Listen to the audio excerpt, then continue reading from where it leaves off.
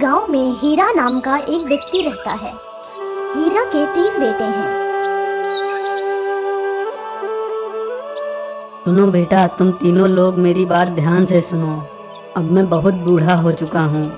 मेरी सेहत ज़्यादा ठीक नहीं रहती अब, और मेरे पास कोई ज़मीन जायदाद भी नहीं है।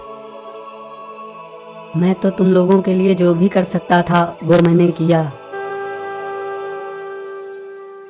और अब मैं चाहता हूँ कि तुम तीनों भाई यह गांव छोड़कर कहीं अलग कमाने निकल जाओ। मुझे पता है कि तुम लोगों को हमेशा से ही बातों को गहराई से समझने की कला रही है। बस अब तुम्हें उस कला का इस्तेमाल कर कर आगे बढ़ना है। जी पिताजी, आपने जैसा कहा है वैसा ही होगा, लेकिन हम आपको इस हालत में छोड़कर कैसे जा सकते हैं? अगर हम तीनों यहाँ से चले जाएंगे तो आपका ख्याल कौन रखेगा? आपके ठीक होने तक हम यहीं रहेंगे और फिर बाद में चले जाएंगे। ऐसे ही कुछ दिन गुजर जाते हैं और हीरा की मृत्यु हो जाती है। भाई, अब तो पिताजी भी नहीं रहे। अब तो हमें पिताजी के कहे अनुसार काम ढूंढने निकल जाना चाहिए। हाँ भाई, अब हमें निकल जाना चाहिए। चलो हम चलते हैं। इसके बाद वो तीनों भाई काम ढूंढने के लिए निकल पड़ते हैं।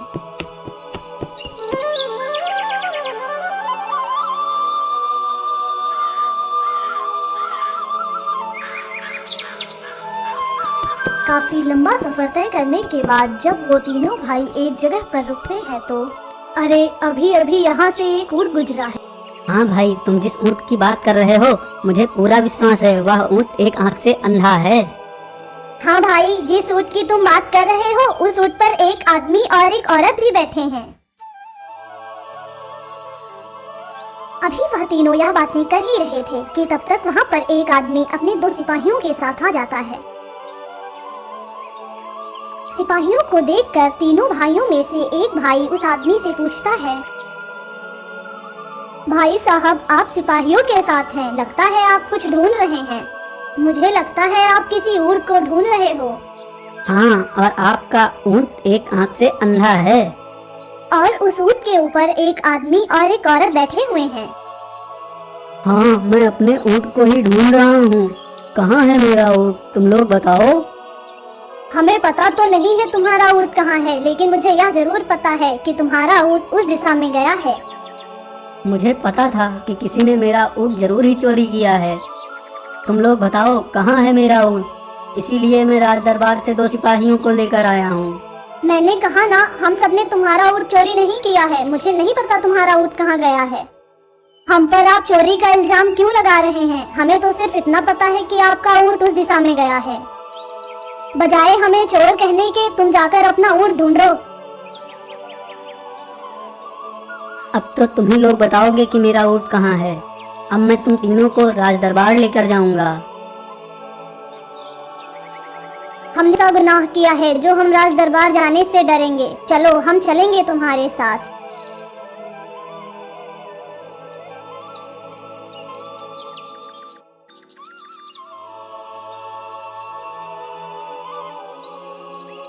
वो तीनों राज दरबार आ जाते हैं और उन तीनों को राजा के सामने पेश किया जाता है।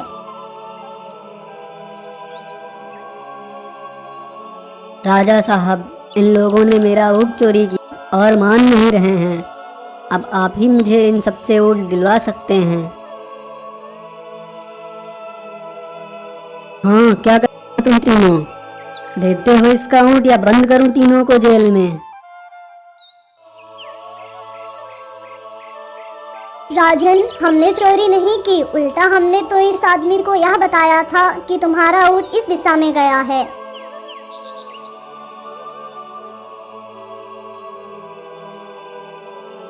राजा जी, ये तीनों झूठ बोल रहे हैं। ये कहते हैं कि हमने तेरा ऊँट देखा भी नहीं। फिर इन्हें कैसे पता कि मेरा ऊँट उसी दिशा में गया है? और इन्हें यह भी पता है कि मेरा ऊँट एक आंख से अंधा है। और तो और राजा जी, इन्हें यह भी पता है कि उसके ऊपर एक औरत और एक आदमी बैठे हुए हैं।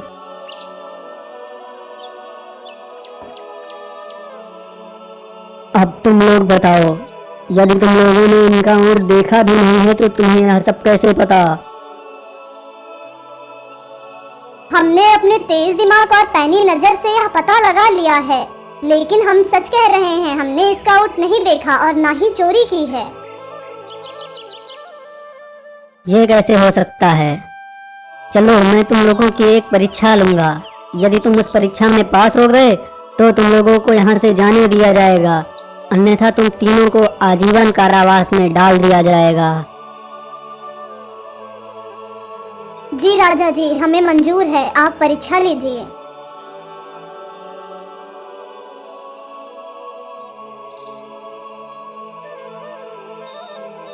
काफी समय गुजर जाने के बाद वहां का सैनिक एक लोहे का संदूक लेकर आता है और राजा के सामने रख देता है।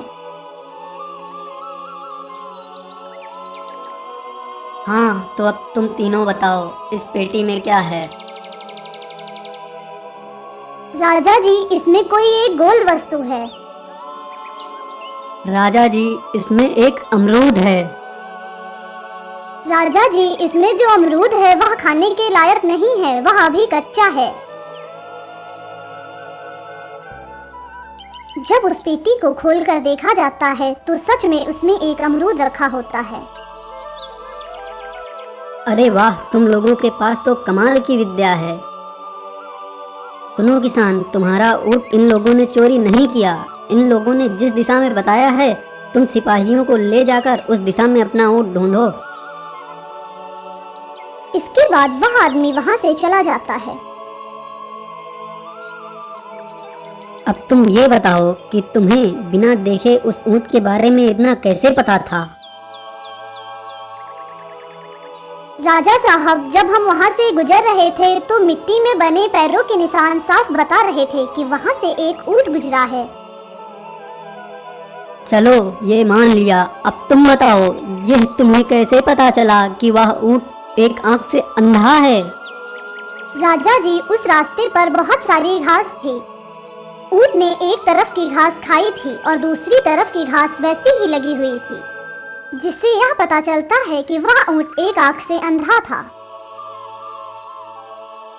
तुम्हें कैसे पता चला कि उस ऊँट के ऊपर एक आदमी और एक औरत बैठे हुए थे?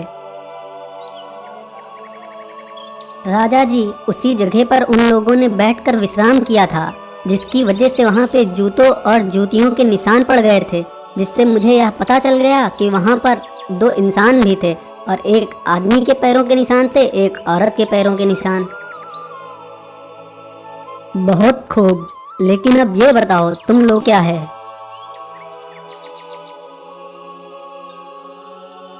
राजा जी, जब सैनिक यह लोहे का बक्सा ला रहा था तो इससे ठीक पता चलता था कि उस बक्से में कोई गोल लुढ़कने की वस्तु है।